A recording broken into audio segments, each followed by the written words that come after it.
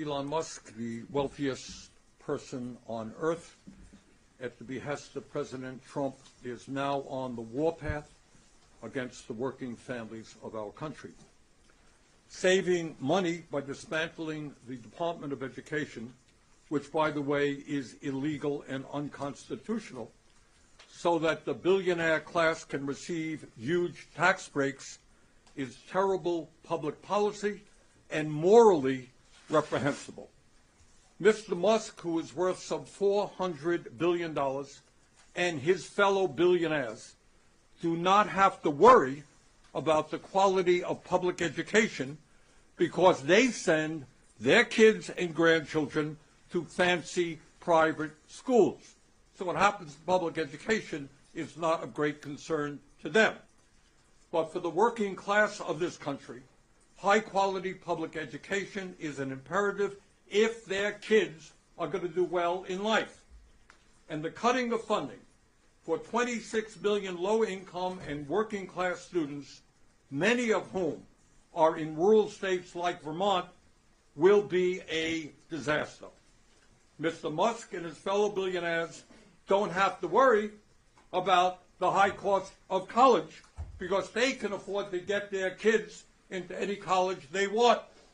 But that is not the case for the 7 million working class families who depend on Pell Grants to get a higher education. Years ago, parents who had disabilities had no decent option as to how to do well by their kids. We have made progress in that area over the years. But if Mr. Musk gets his way, 7.5 million kids with disabilities may be unable to receive the services they need in a high-quality public education. What happens to those children? What happens to those families if those services are cut?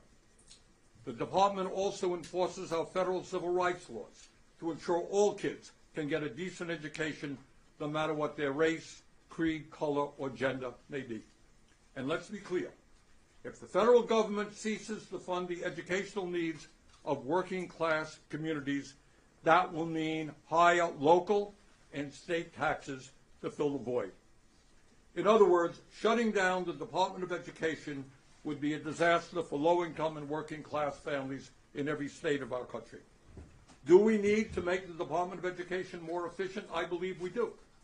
Do we need to destroy it and wreak havoc for working-class families across this country? Absolutely not. And let me conclude by simply saying this. We are the wealthiest country in the history of the world.